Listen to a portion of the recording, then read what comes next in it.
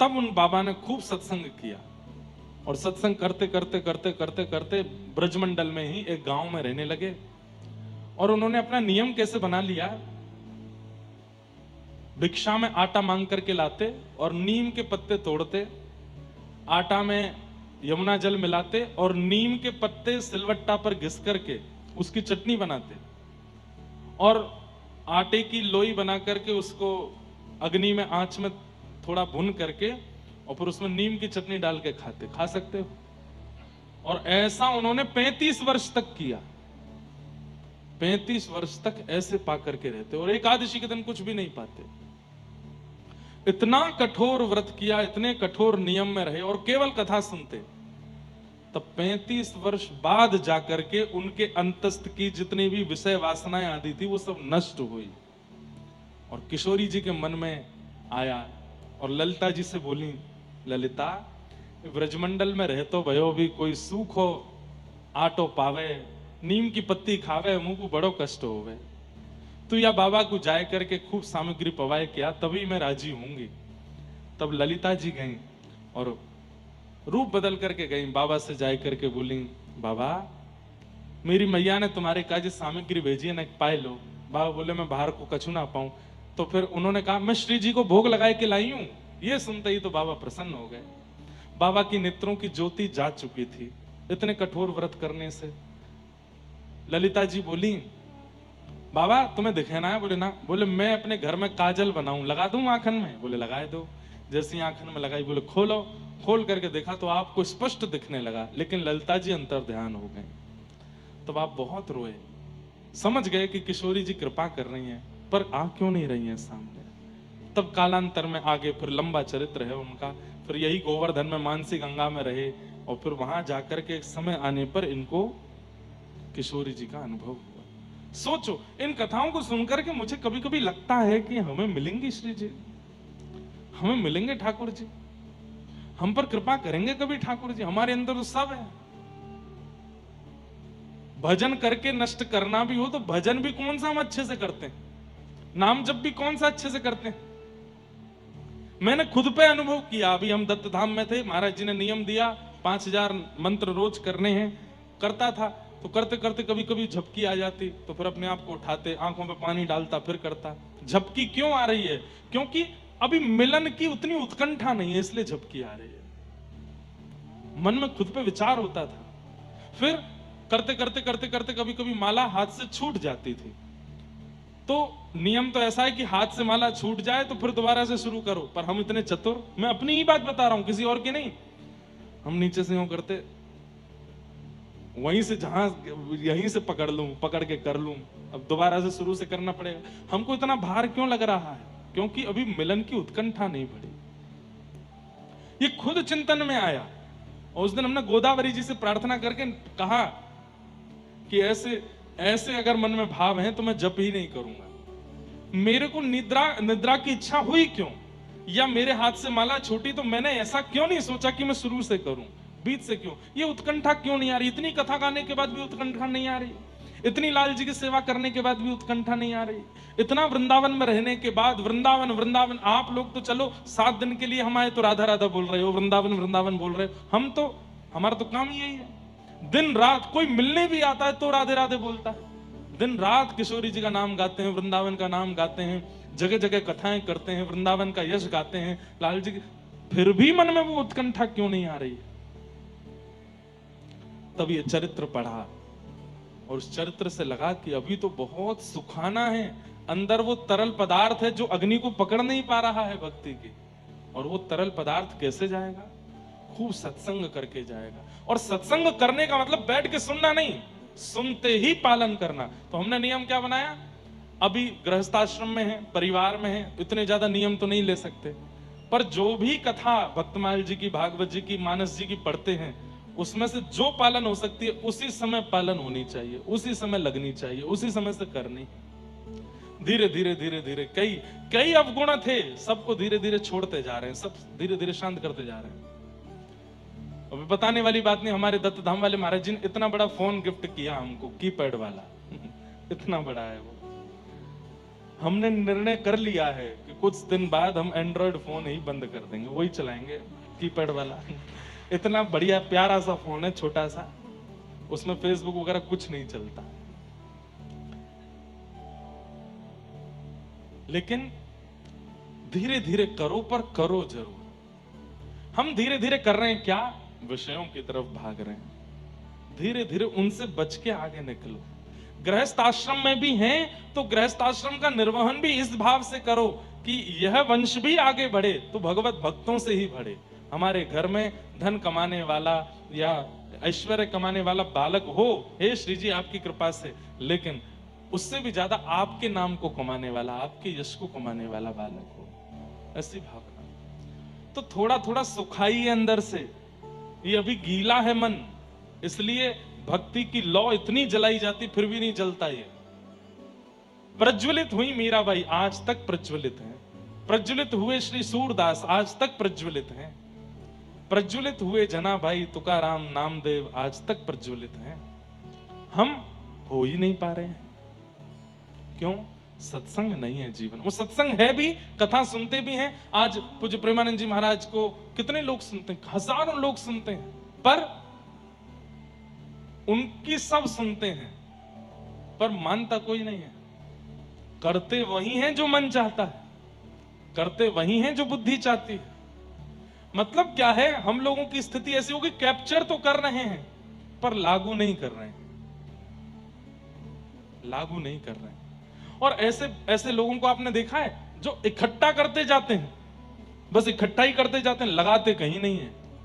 ऐसे लोगों को ही लोभी कहा जाता है, जो इकट्ठा तो बहुत करते हैं पर उसका प्रयोग नहीं करते, उसको लगाते नहीं है।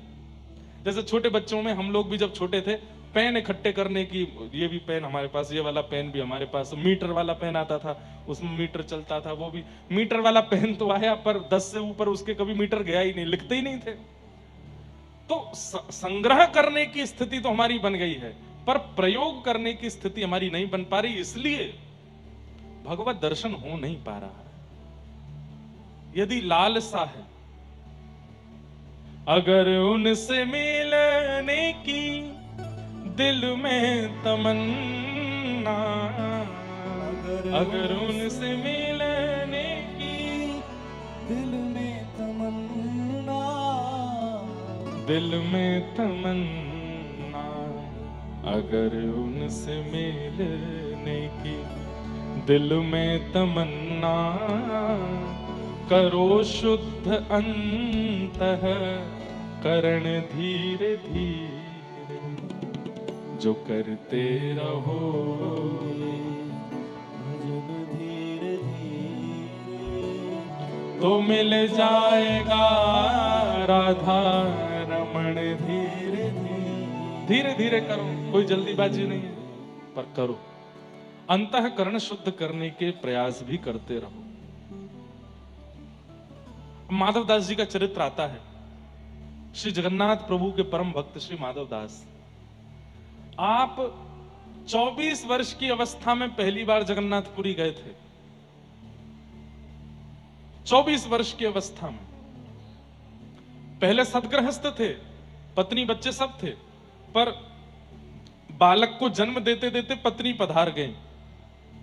आप और ज्यादा परेशान हो गए कि अब इस बालक की रक्षा कौन करेगा। तभी आपने देखा एक वृक्ष के ऊपर से एक अंडा नीचे गिरा, और आप देख रहे थे, और वो अंडा जैसे नीचे गिरा तो नीचे आकर के सूखे पत्तों के ढेर में गिरा, और अंडे का कुछ भी नहीं बिगड़ा। तब माधवदास जी बोले, इस अंडे में विराजमान बालक, उसकी मां भी नहीं है इस वक्त यहाँ पे, पिता भी नहीं है, लेकिन उसका जीवन है, तो इतनी ऊंचाई से गिर के भी वो बच गया। हम कैसे कह सकते हैं कि किसी व्यक्ति की रक्षा हम करेंगे? सबकी रक्षा ठाकुर जी करते हैं। जिसका जितना जीवन है उतना वो जिएगा जिएगा जिएगा। अभी हम लोग दत्त धाम में जब गोदावरी में स्नान करते थे, तो कहीं कहीं गोदावरी जी का जल बहुत गहरा, हम लोगों ने तैरना ही दत्त धाम में सीखा।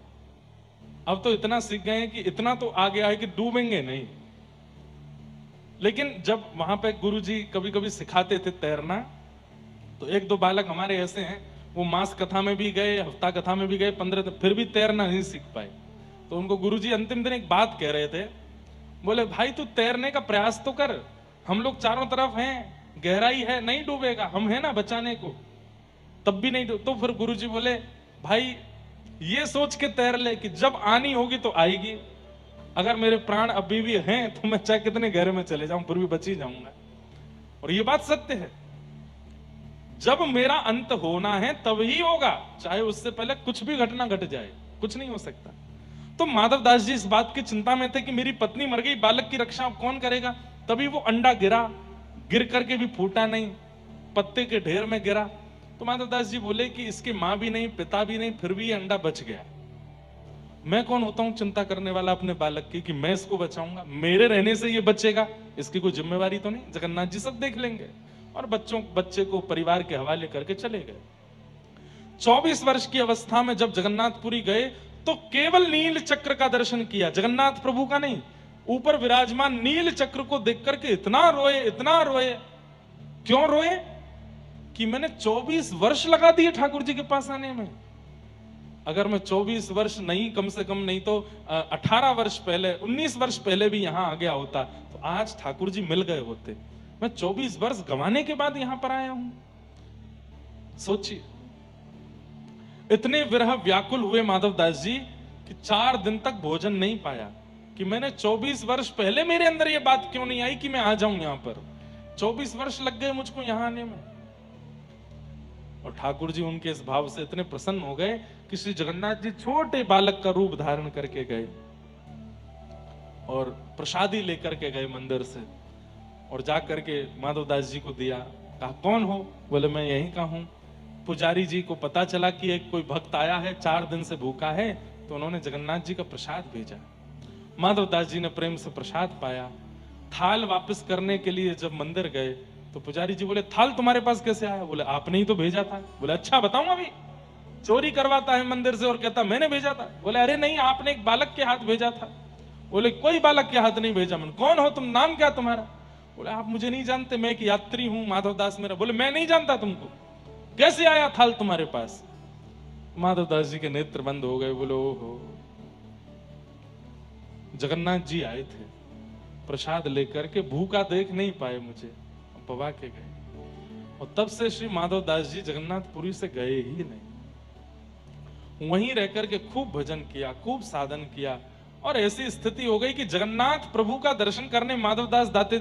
आज जब हम जगन्नाथ जी को देखते हैं तो उछल पड़ते हैं, लेकिन जब माधवदास जी मंदिर जाते थे जगन्नाथ जी उछलने लग जाते थे माधवदास को देख करके।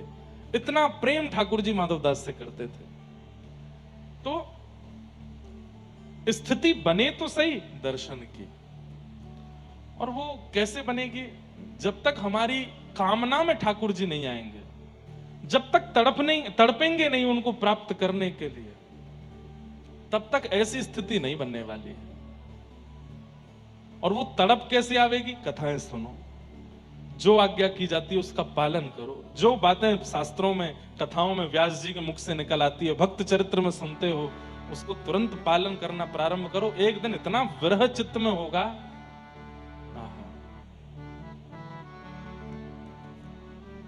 भक्तिमती मीराबाई का एक बहुत सुंदर पद है।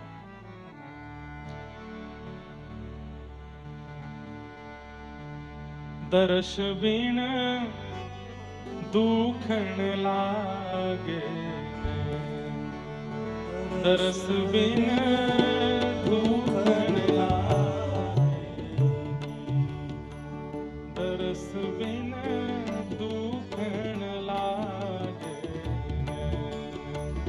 दर्श बिन दुखन लागे। ओ जब ते तुम बिछुड़े पिए मुँह से, बिछुड़े पिए मुँह से, एक पल आयो नाचे, एक पल आयो नाचे, एक पल आयो नाचे,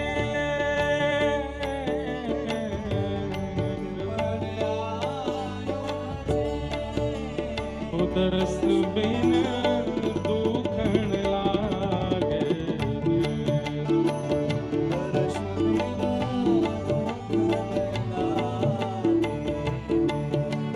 तरस बिना दुखन लागे तरस बिना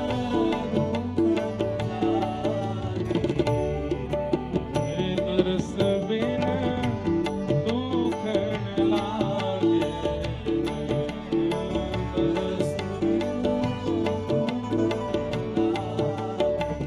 और क्या कह रही हैं भाई साहब?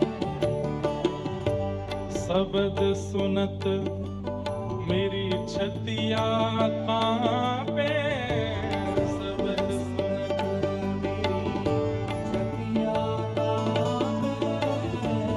शब्द सुनत मेरी छतिया कांपे, शब्द सुनत मेरी छतिया कांपे।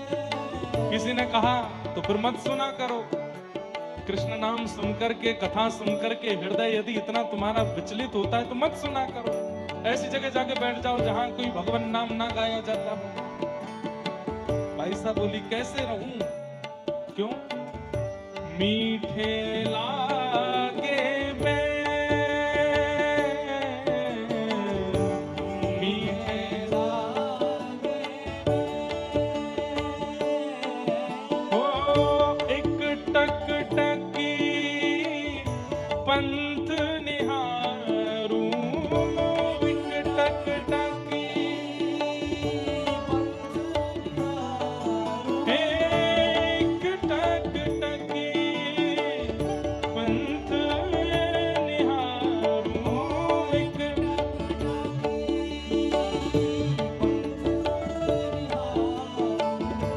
भई क्षमा सी रैन तरस बिन दुखन लागे, नैन तरस बिन दुखन लागे। हाँ, ये पद होता है हमारे साथ। दर्शन किए बिना आंखों में दर्द होता है। कब होता है? कोई बहुत बढ़िया पिक्चर लगी हो, कोई ना दिखाने जा रहा हो, पिताजी से बोला, बहन से बोला, मित्रों से बोला दिखा लाओ हमको, नहीं बन पा रहा, तो फिर आंखों में दर्द होता है। कोई क्यों नहीं दिखा रहा है हमको? लेकिन भगवत दर्शन के लिए कभी दर्द नहीं होता। अपनी प्रियतमा को देखने के लिए दर्द होता है। अपने प्रियतम को देखने के लिए दर्द होता है। कभी ऐसा हुआ है कि राधा रमन जी नहीं गए, हम लोग 6 महीने से, अब व्याकुलता हो रही है, परेशानी हो रही है। सबको नहीं होता, किसी किसी को होता है। मैं सोशल मीडिया देख रहा हूं, मेरे को राधा रमन जी दिख क्यों नहीं रहे हैं? ये व्याकुलता हुई कभी नहीं होती।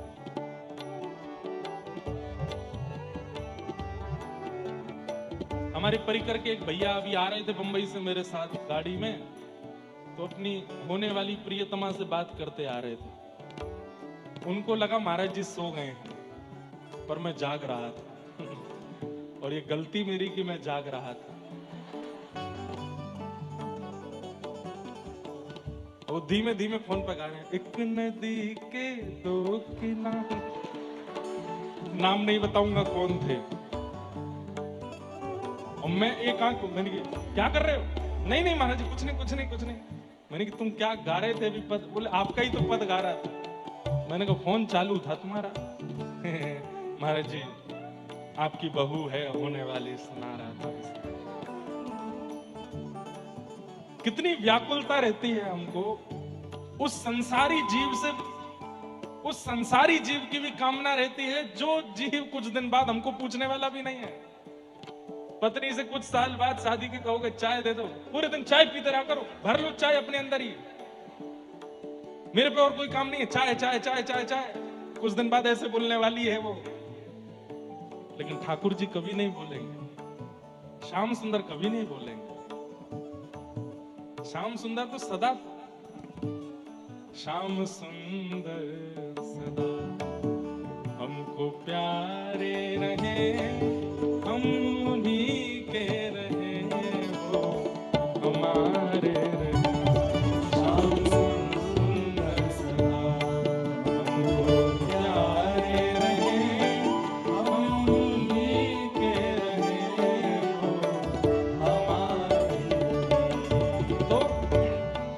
व्याकुलता जो मीराबाई के पद में आप सुन रहे हैं ना, कई लोगों को लगता है ये कैसे हो सकता है, ठाकुर जी के प्रति इतनी व्याकुलता तो आनी होती है। संसार के लोगों में जब हो सकती है, संसार की वस्तु में जब हो सकती है, तो ठाकुर जी में क्यों नहीं? ठाकुर जी जरूरत बने नहीं है इसलिए ठाकुर जी में नहीं होती। संसार जरूरत बन गया है इसलिए हो जाती है। मीराबाई कह रही, विरह विथा आसों कहूं सजनी, विरह विथा आसों कहूं सजनी, भई क्षमा सिरे, भई क्षमा सिरे। ओ मीरा के प्रभु कबहु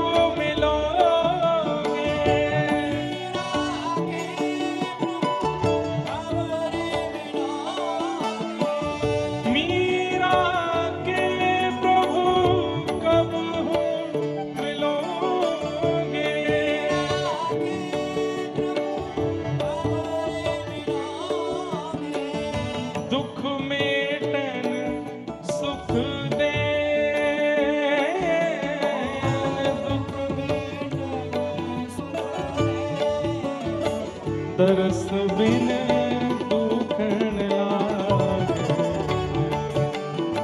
तरस बिन दुखन लागे, तरस बिन दुखन लागे, तरस बिन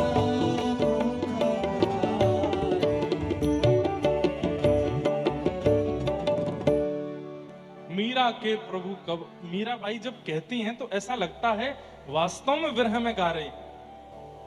मीरा के प्रभु कब मिलोगे, मीरा के प्रभु कब मिलोगे, दुख मेटन सुख देन, दुख मेटन सुख देन, तरस बिन दुखन लागे, तरस बिन दुखन लागे।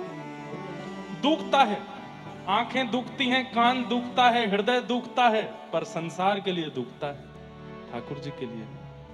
दर्शन को नैना तपे, वचन सुनन को कान, मिलवे को हियरा तपे, हिय के जीवन प्राण, गोवर्धन वासी सांवरे तुम बिन रहो।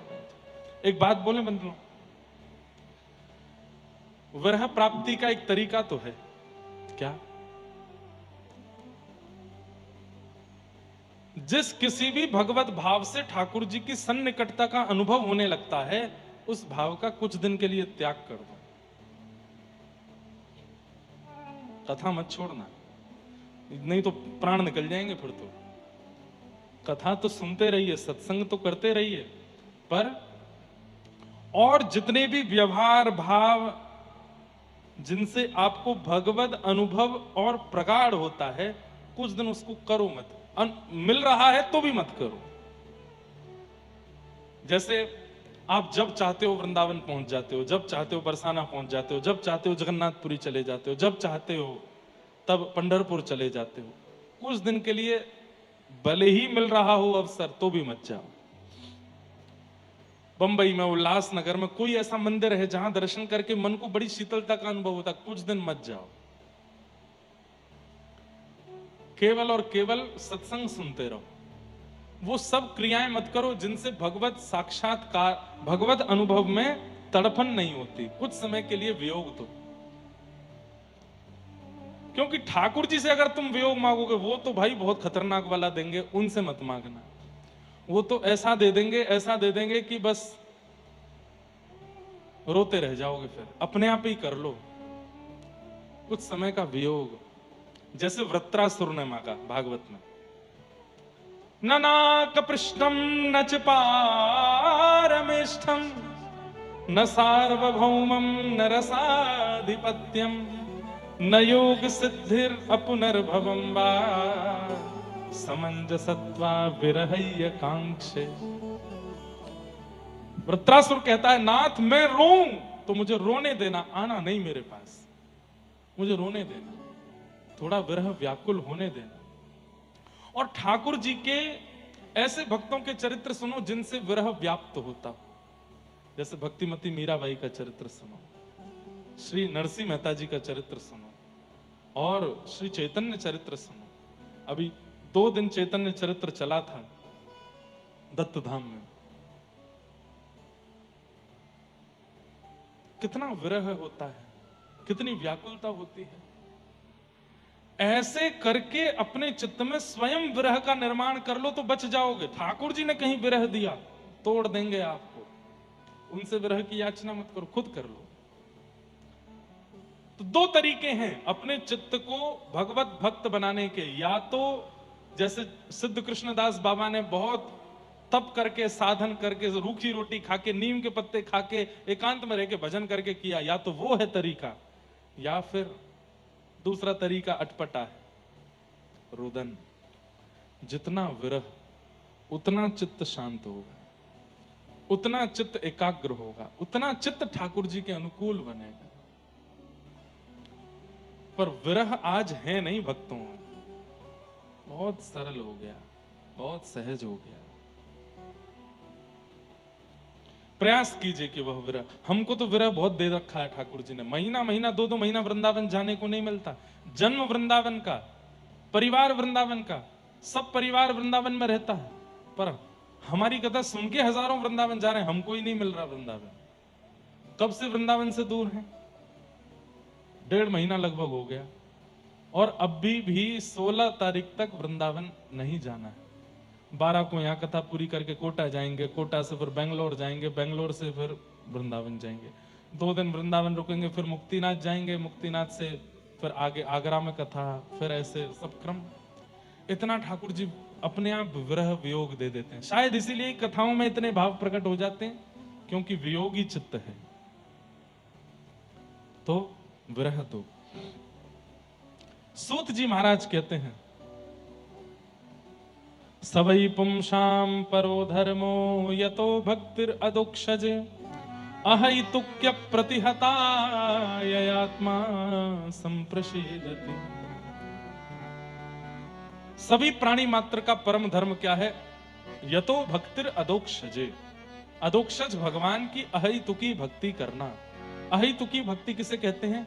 कैसी भी परिस्थिति आ जाने पर उस भक्ति का त्याग ना करना। कैसी भी परिस्थिति आ जाने पर उस भक्ति का त्याग ना करना। जैसे कुम्मन दास जी का एक बहुत प्रसिद्ध चरित्र मैं कहता हूं कथा में, कि उनके एक पुत्र की मृत्यु हो गई, 7 पुत्र थे। तो जैसे कुम्मन दास जी को पता चला कि मेरे एक पुत्र की मृत्यु हुई, तो कुम्मन दास जी बेहोश होकर गिर पड़े।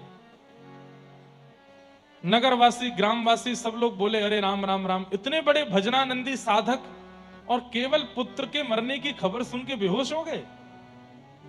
काय बात का भजन किया इन्होंने, काय बात का साधन किया, अपने पुत्र का मोह नहीं निकाल पाए चित्त से। अरे इनसे बढ़िया तो हम हैं, हमारे घर का कोई सदस्य मर जाए तो हम रोएंगे, बेहोश तो हम नहीं होते। इतना बड़ा भजन साधक कुम्मन दास, और पुत्र की मृत्यु की बात सुन के मूर्छित होकर गिर पड़ा। जब ये बात गोसाई श्री विठलनाथ जी को पता चली, तो गोसाई जी मुस्कुरा के बोले, पुत्र की मरने की बात सुन के मूर्छित नहीं हुआ है वो, तो बोले वो इसलिए मूर्छित हुआ है कि पुत्र मर गया, अब 13 दिन तक सूतक लग गया, अब 13 दिन तक मैं मंदिर नहीं जा पाऊंगा, श्रीनाथ जी को नहीं देख पाऊंगा, इसलिए मूर्छित हुआ है वो। बोले अरे आप तो बात बना रहे हैं। बोले रुको दिखाता हूं। मूर्छित अवस्था में कुम्मन दास जी, कोई पानी डाल रहा है, कोई कुछ कर रहा है, उस समय कान में जाकर के कहते हैं, गोसाई जी तू चिंता मत कर, मंदिर की एक खिड़की खोल देंगे, भीतर भले ही मत आना, वहां से ठाकुर जी का दर्शन कर लेना। इतना सुनते ही उठ बैठे जग करके और बोले, पुत्र की क्रियाएं करो, जो अंत्येष्टि होनी है वो सब क्रियाएं करो। समझ में आई बात?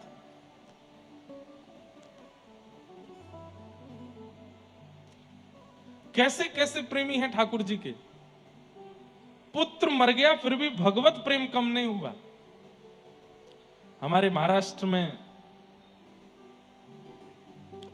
गोरोबा काका जो मटका बनाते थे मिट्टी का, और उनका छोटा सा बालक पैरों के नीचे आ गया। कथा सुनी है आपने? गोरोबा काका, पत्नी ने आकर के कहा कि मैं बालक तुम्हारे हवाले छोड़ के गई थी।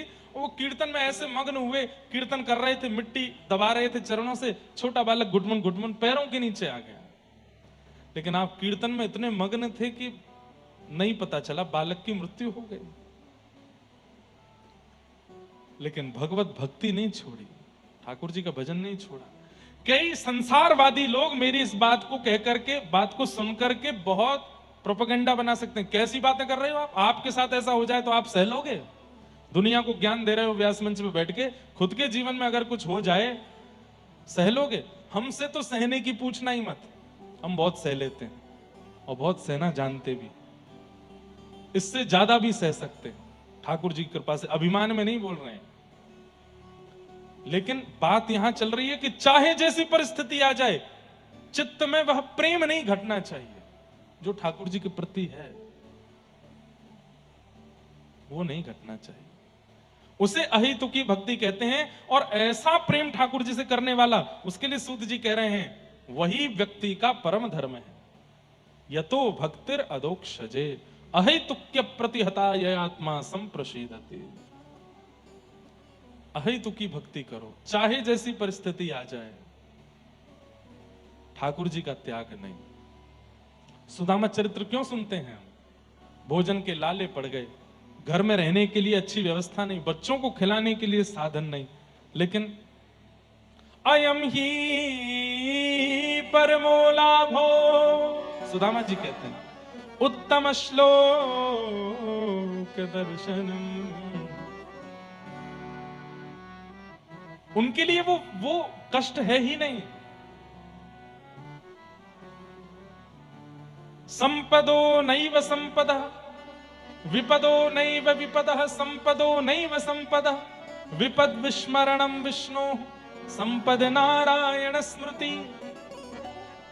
वास्तव में विपत्ति कोई विपत्ति नहीं है। पैर में लग गई, सिर में लग गई, कान में लग गई, हृदय में लग गई, पेट में लग गई, कोई भी पीड़ा हो गई या परिवार में कुछ हो गया, ये विपत्ति नहीं है। बहुत धन मिल गया, करोड़ों का फायदा हो गया, इतनी बड़ी प्रॉपर्टी मिल गई, ये मिल गया, ये संपत्ति नहीं। तो ठाकुर जी को भूल जाना, इससे बड़ी कोई विपत्ति नहीं। और ठाकुर जी की हमेशा याद बने रहना, इससे बड़ी कोई संपत्ति नहीं हो सकती। चाहे जैसी परिस्थिति आ जाए, ठाकुर जी को आप भूलते नहीं हो तो आप सबसे बड़े संपत्तिवान हो। आपसे बड़ा कोई संपत्तिवान नहीं है, ठाकुर जी को नहीं भूलते। धर्म स्वनिष्ठितः पुंसां विश्वक्सेन कथासु यः नोत्पादयेदधिरतिं श्रम एव हि केवलम्। बहुत अच्छी बात है। क्या? हमारे द्वारा एकादशी व्रत किया गया, हमारे द्वारा गिरिराज जी की परिक्रमाएं की गई, हमारे द्वारा वृंदावन के दर्शन किए गए, बद्रीनाथ, जगन्नाथ धाम, द्वारिका धाम, श्री पंढरपुर धाम, श्रीनाथ धाम, ये सब किए गए। खूब बड़े बड़े यज्ञ किए गए, अनुष्ठान किए गए, ब्राह्मणों के सत्कर्म किए गए। लेकिन इन सबको ठाकुर जी ने स्वीकार किया, इसका क्या प्रमाण है? आपके द्वारा किए गए सत्कर्म ठाकुर जी ने स्वीकार किए हैं और ठाकुर जी आपके सत्कर्मों से प्रसन्न हैं, इसका क्या प्रमाण है? तो यहां कहते हैं विश्वक्सेन कथासु यः, भगवान की कथा में रुचि होना, ठाकुर जी की कथा में मन लगना। ध्यान से सुनना, ठाकुर जी की कथा में मन लगना, ठाकुर जी की कथा में रुचि होना। जैसे व्यास जी कहें कि अब आज की कथा विश्राम, आगे की कथा कल कहेंगे, तो मन में बड़ी घबराहट हो जाना, अब कैसे निकलेंगे 12 घंटे, 24 घंटे बाद कथा सुननी है, 24 घंटे कैसे निकलेंगे।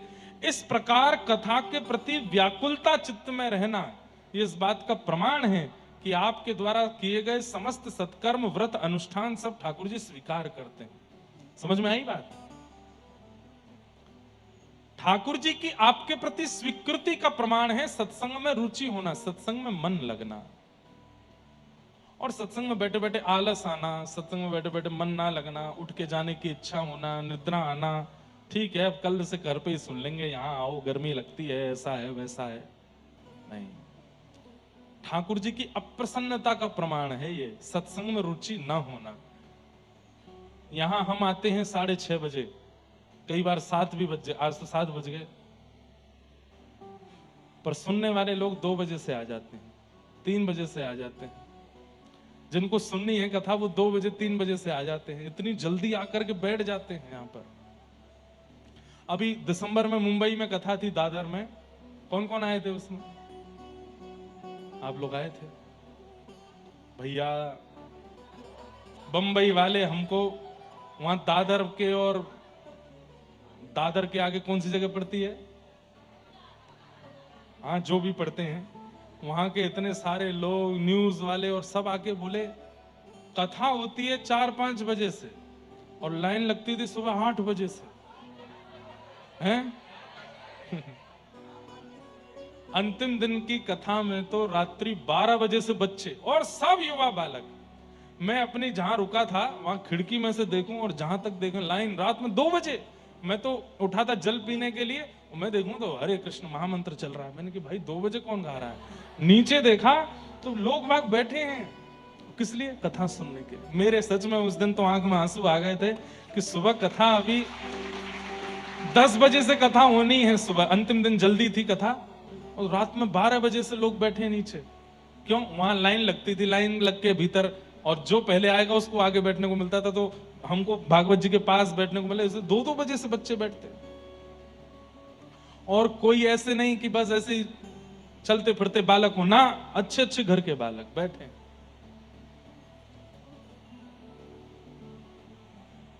तब ये वाला श्लोक मेरे मन में आता था कि सूत जी महाराज कहते हैं कि ठाकुर जी आपसे प्रसन्न हैं, इस बात का प्रमाण कथा के प्रति आपकी रुचि ये बताती है।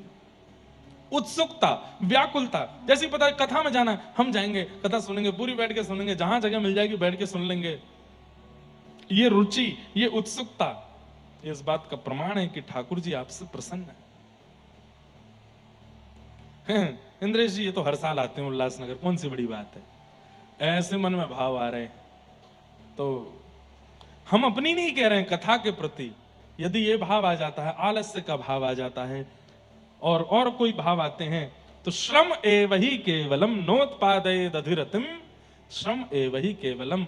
आप अगर इस प्रकार कथा के प्रति, सत्संग के प्रति भाव रखते हो, तो कह रहे हैं कि आपके द्वारा की गई एकादशी केवल कोरी मेहनत है, ठाकुर जी उससे प्रसन्न नहीं होते। आपके द्वारा किया गया गोवर्धन वृंदावन की परिक्रमा, यमुना स्नान, गंगा स्नान, बद्रीनाथ, केदारनाथ, गंगोत्री, यमुनोत्री, जगन्नाथपुरी, द्वारिका आदि का भ्रमण, सब केवल और केवल एक श्रम है। कथा के प्रति रुचि, तो अब रुचि के बारे में बात करो कथा की, तो सबसे बड़े रुचिकर भागवत के हैं परीक्षित। कल चौथे दिन की कथा में ये प्रसंग आना चाहिए, लेकिन मैं अभी बता देता हूं ताकि आपको अनुभव हो कि कथा के प्रति उत्सुकता कैसी होनी चाहिए। 4 दिन हो गए कथा सुनते सुनते, दिन रात कथा चल रही है 24 घंटे, और एक आसन पर बैठे हैं परीक्षित। 7 दिन बाद मृत्यु हो जानी है तक्षक सर्प के डंसन से, और चौथे दिन की कथा जब आती है तो 2 श्लोकों में संपूर्ण कृष्ण कथा सुना करके विश्राम कर देते हैं। तब सामने बैठे परीक्षित कहते हैं, कथितो वंश विस्तारो भवता सोम सूर्ययो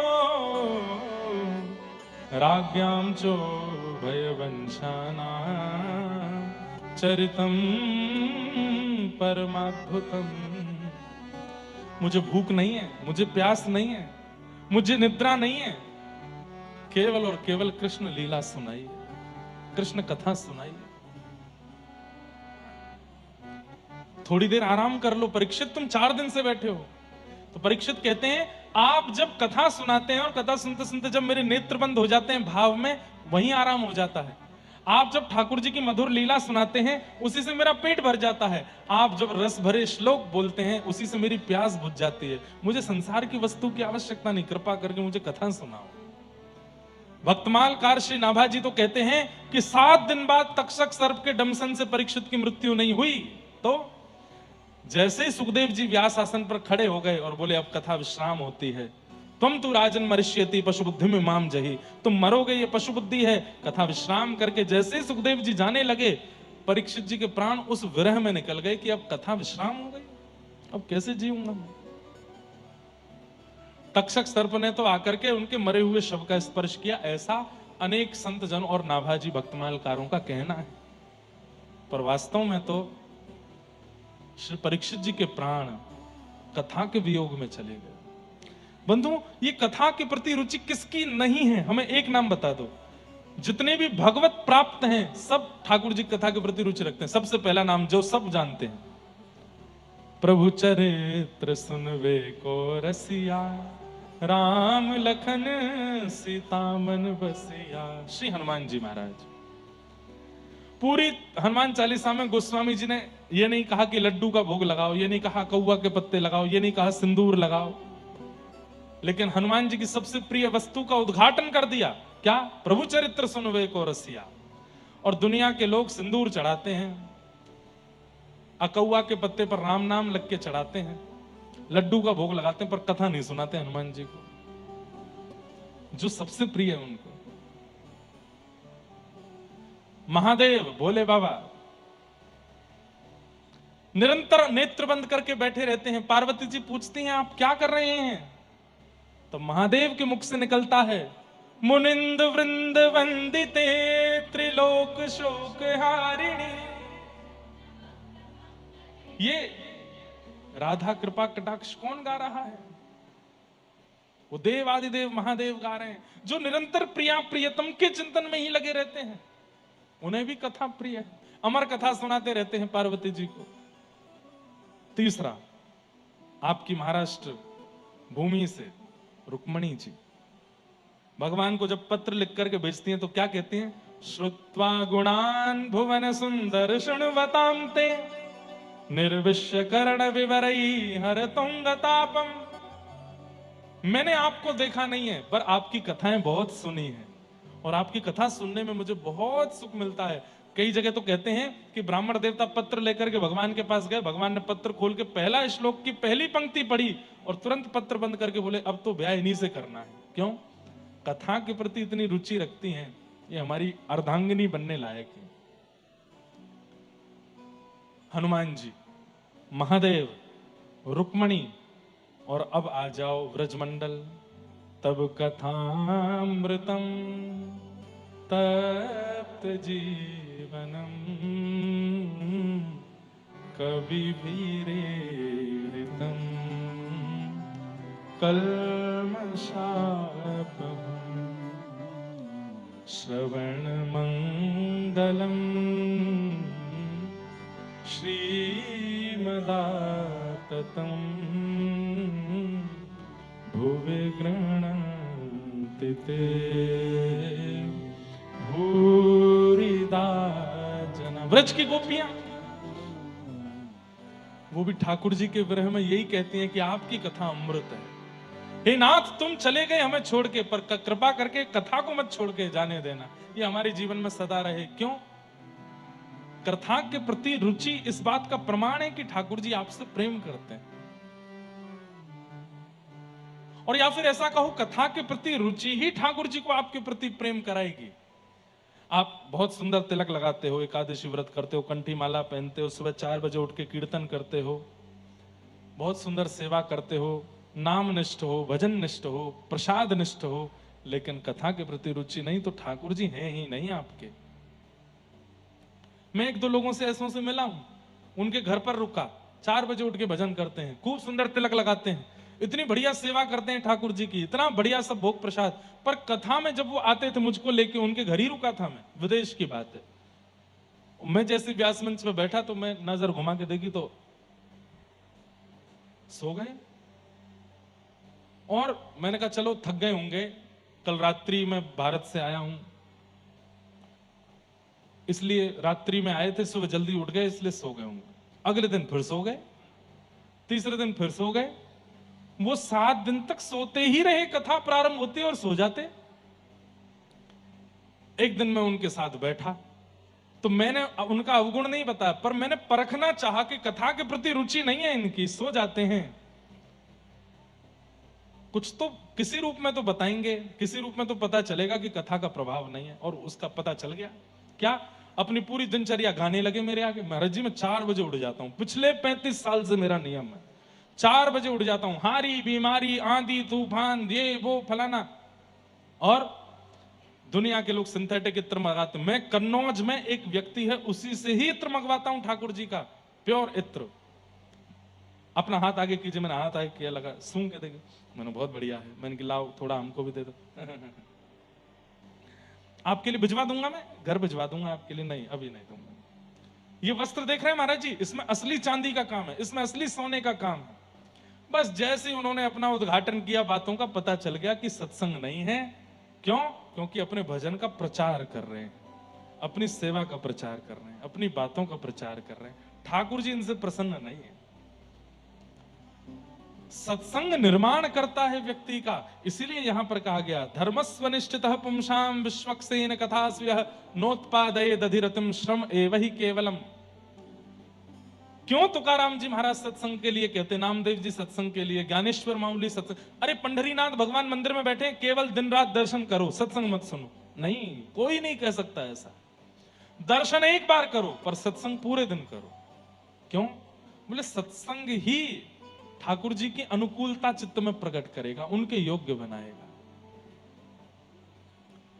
और सत्संग में बनने वाली रुचि ही ठाकुर जी के प्रेम का आकलन बताती है, पैरामीटर बताती है, कितना प्रेम है।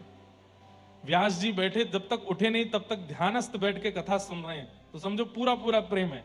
बीच में कभी सिर खुजा रहे हैं, कभी उबासी ले रहे हैं, फोन चला रहे हैं, इधर कमर पकड़ के बैठे हैं, इधर अब बहुत देर हो गई, कोई भजन क्यों नहीं गा रहे महाराज जी, ऐसा मन में। ये सब जो थोड़ी बहुत भी विचलनता, मतलब समझो उतना ही प्रेम है, थोड़ा कम है, घटा है। कई जगह कथा होती है, वहां मैं भूल ही जाता हूं कि मुझे कुछ गाना है, वो कथा ही कथा चलती रहती है और लोग बाग सुनते रहते हैं। तो पता चलता है कि कितना प्रेम ठाकुर जी का इन सबसे है, कि इनका सत्संग में रुचि है, सत्संग में भाव। हनुमान जी महाराज एक बार कथा में बैठ के रो रहे थे। यत्र यत्र रघुनाथ कीर्तनम तत्र तत्र कृत मस्तकांजलिम वाष्पवारी परिपूर्ण लोचनम मारुतिम नमत राक्षसांतकम। नेत्र भरे रहते हैं हनुमान जी के जितनी देर कथा में रहते हैं, रो रहे थे। तभी राम जी से देखा नहीं, अरे मेरा हनुमान कितना रो रहा है, मैं इससे मिलके आता हूं। जैसे ही गए, रोते हुए हनुमान जी महाराज रो रहे थे, मेरे राघव, मेरे राम, मेरे प्रभु, मेरे इष्ट, मेरे प्राण धन। तभी राम जी गए, कंधा पर हाथ रखा, हनुमान जी महाराज की आंख खुली, कथा चल रही थी। राम जी को देखा, राम जी बोले मैं आ गया हनुमान, तुम मत रो, मैं तेरे पास ही खड़ा हूं। बोले जय जय, 2 घंटे की कथा रह गई, अभी बाहर जाओ, 2 घंटा और रोने दो मेरे को, 2 घंटे बाद मिलना। बोले मैं मिल गया, फिर क्यों रो रहा है? आप मिलते हो तो केवल नेत्रों को दिखाई देते हो, पर ये वक्ता कथा सुनाते हैं ना, रोम रोम का आपका दर्शन करा देते हैं। ऐसा लगता है मन बुद्धि चित्त प्राण सबको आप दिख गए हो। अरे चैतन्य महाप्रभु अपने एक शिष्य से रोज कथा सुनने के लिए जाते थे महाप्रभु जी। अब सोचो ऐसी कथा सुनने वाले श्रोता हैं ही नहीं, क्यों? ठाकुर जी भी प्रेम करते नहीं। चैतन्य महाप्रभु का तो नाम सुना, उनसे कितना प्रेम करते, राधा कृष्ण मिलित तनु हैं, ठाकुर जी का ही अवतार है, अपने शिष्य से कथा सुन रहे हैं। और कथा में कितनी सामान्य सी बात कही गई, ध्यान से सुनना, कि ध्रुव जी महाराज 5 महीने से तप कर रहे हैं। चैतन्य महाप्रभु सुन रहे हैं, कथा में कह रहे हैं श्री ध्रुव जी महाराज 5 महीने से भजन कर रहे हैं। तिरात्रांते तिरात्रांते कपित्थ बदरासन। पहले महीने कैसे भजन किया? बोले 3 रात्रि कुछ नहीं खाते, 3 रात्रि बाद केवल कपित्थ फल खा के भजन कर रहे हैं, ओम नमो भगवते वासुदेवाय। दूसरा महीना जब प्रारंभ हुआ तो 6 दिन तक कुछ नहीं खाते, 6 दिन बाद केवल पत्ते खा करके जल पी के भजन कर रहे हैं। तीसरा महीना जब प्रारंभ हुआ तो केवल वायु पी करके भजन कर रहे हैं। चौथा महीना जब प्रारंभ हुआ तो 12 दिन में एक बार श्वास लेकर के भजन कर रहे हैं, 12 दिन तक श्वास नहीं लेते, अपने श्वास रोक करके भजन कर रहे हैं। 5वां महीना जब प्रारंभ हुआ तब श्वास को भी रोक लिया, ना अन्न खा रहे हैं, ना वायु पी रहे हैं, ना जल पी रहे हैं, ना श्वास ले रहे हैं, अपनी मन बुद्धि चित्त सबको एकाग्र करके ओम नमो भगवते वासुदेवाय का भजन श्री ध्रुव जी महाराज कर रहे हैं। चैतन्य महाप्रभु सुन रहे हैं सामने बैठ के। और तभी भगवान के मन में इच्छा हुई कि इनको दर्शन देना है, और श्री ठाकुर जी गरुड़ पर बैठ करके आए और सामने आकर के खड़े हो गए। लेकिन गरुड़ जी बोले जय जय, ये ध्रुव बालक को दर्शन देने आप आए, ये तो आंख बंद करके खड़ा है, तभी ध्रुव जी कहते हैं अभी इसको अंतःकरण में दर्शन देना है, तभी भगवान उनके चित्त में प्रकट हो जाते हैं। और चित्त में दर्शन करके ध्रुव जी बड़े प्रसन्न होते हैं और अचानक से चित्त में दिखने वाले ठाकुर जी अंतर ध्यान हो गए। और जैसे ही ध्रुव जी के चित्त से अंतर ध्यान हुए, ध्रुव जी ने तुरंत नेत्र खोल करके कहां गए नाथ, आंख खोल के देखा तो वही छवि सामने खड़ी थी। अब सोचिए, कथा चल रही थी यही, ध्रुव जी के अंतस्थ में ठाकुर जी प्रकट हो गए और प्रकट होने के थोड़ी देर बाद अंतर ध्यान हुए। अब आगे कहना था कि ध्रुव जी ने नेत्र खोले तो वही ठाकुर जी बाहर, इतना बोल नहीं पाए व्यास जी कि विरह आतुर होकर के चैतन्य महाप्रभु रोने लगे, नेत्रों से आंसुओं की पिचकारी चलने लगी। हे मेरे प्राणनाथ, हे जगन्नाथ, हे नाथ, आप क्यों चले गए? अभी तो चित्त में आए थे, मुझे छोड़ करके क्यों चले गए? इतने विरह व्याकुल हो गए, इतने विरह व्याकुल हो गए, जहां बैठे थे वहीं पृथ्वी का खोदना प्रारंभ किया, वहीं पृथ्वी में ढूंढने लगे मेरे श्याम सुंदर कहां है, कहां मोर प्राणनाथ मुरली बदन, कहां जाऊं कहां पाऊं मदन मोहन, कहाँ जाऊं कहां पाऊं। उनके शिष्य जो व्यासपीठ पर बैठे वो बोलना चाह रहे हैं कि ध्रुव जी ने फिर नेत्र खोले तो चित्त के ठाकुर जी सामने खड़े हैं, पर इतने बोलने का अवसर नहीं मिला। ठाकुर जी अंतर ध्यान हो गए, इसी से इतने विरह व्याकुल हो गए चैतन्य महाप्रभु, रोने लगे, मूर्छा आने लगी, पृथ्वी को खोदने लगे।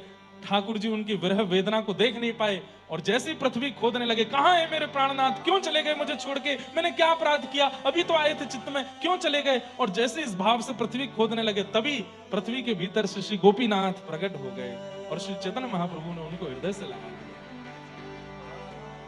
और उन्हीं गोपीनाथ जी को अपने शिष्य वक्ता को उन्होंने सेवा के लिए दिए। फिर कालांतर में जब चैतन्य महाप्रभु भगवत धाम प्रस्थान कर गए, जगन्नाथ जी में विलीन हो गए, तब उनके शिष्य रो रो करके इतने बेहाल हुए कि उनकी कमर झुक गई।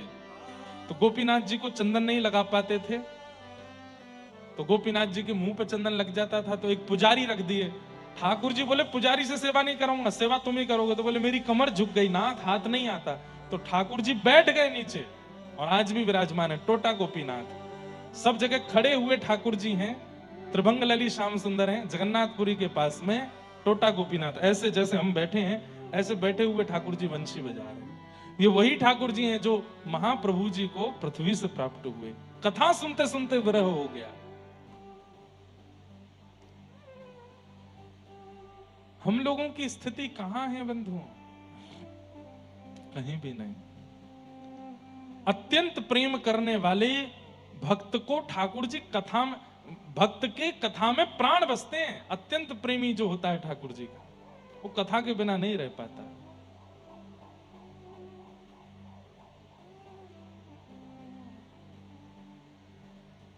कथा के बिना नहीं रह पाता।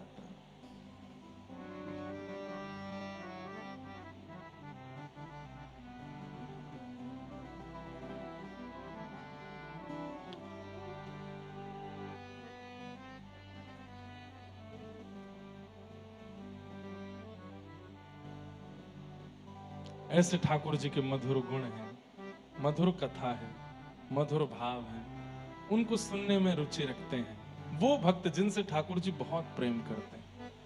ठाकुर जी अनंत प्रेम प्रदान करते हैं। इस प्रकार यहां ये बात भाव बताई गई। धर्मस्य यापवर्गस्य नार्थोऽर्थायोपकल्पते, नार्थस्य धर्मैकान्तस्य कामो लाभाय स्मृत। धर्मस्य यापवर्गस्य, धर्म अपवर्ग है, पवर्ग नहीं है। अपवर्ग मतलब प फ ब भ म, पाप, फल, बंधन, भय और मृत्यु। इन पंच स्थितियों में भगवत स्मरण करने वाला व्यक्ति उचित भक्त नहीं माना जाता। कौन कौन सी पंच स्थिति? पाप करने के बाद भगवत दर्शन, पाप करने के बाद प्रायश्चित रूप में भजन करने वाला व्यक्ति, फल की प्राप्ति से भजन करने वाला व्यक्ति, बंधन में बंध करके भजन करने वाला व्यक्ति, भय से भजन करने वाला व्यक्ति और मृत्यु समीप आई है इसलिए भजन करने वाला व्यक्ति ठाकुर जी को प्रिय नहीं है। हां, भजन के फल से उसको जो चाहेगा मिलेगा, लेकिन भगवत प्राप्ति नहीं हो सकती। पाप, फल, बंधन, भय, मृत्यु की स्थिति में भजन करने वाला व्यक्ति, वो तो बिना किसी कामना के भजन करता है, बिना किसी कामना के ठाकुर जी को याद करता है, बिना किसी भय से ठाकुर जी का स्मरण करता है। उसके अंदर कोई कामना नहीं है, कोई पाप का प्रायश्चित नहीं है, कोई फल की कामना नहीं है, कोई बंधन नहीं है, कोई भय नहीं है। वो तो निर्भय होकर के ठाकुर जी का भजन करता है।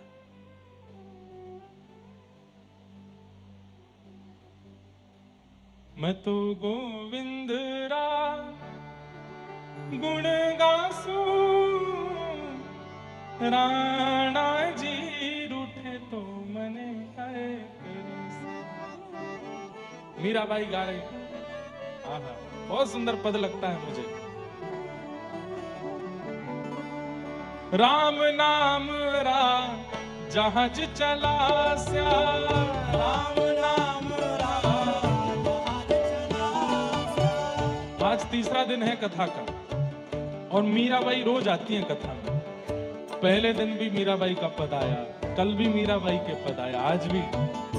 इतनी बाईसा कृपा सब जगह नहीं करते, पता नहीं क्यों रोज कथा में बाईसा आ रहे हैं। गाओ, करताल बजाते हुए गाओ। राम नाम रा जहाज चला स्या, राम नाम रा जहाज चला स्या, राम नाम रा जहाज चला स्या, राम नाम रा जहाज चला। मैं तो भव सागर कर जासूं, मैं तो भव सागर कर जासूं, मैं तो भव सागर कर जासूं, मैं तो भव सागर कर जासूं। मैं तो गोविंद रा गुण गासूं, राणा जी रूठे तो मने काय करसी।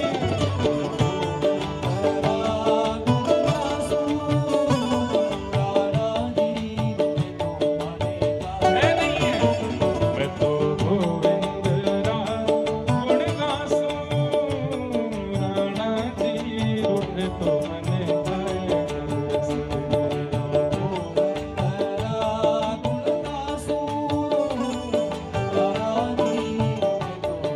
अरे तुम लोग कहते हो कि भजन मत किया कर मीरा, और किया कर तो धीरे धीरे किया कर, तेरे देवर को अच्छा नहीं लगता। मीराबाई बोली, मारा तो बहुत बार मुझे, लेकिन मार नहीं पाया। अब ज्यादा से ज्यादा क्या करेगा, नगर से निकाल देगा। ये रूठेंगे तो नगर से निकालेंगे, लेकिन मेरे प्राणनाथ रूठ गए तो वो तो पूरी तीनों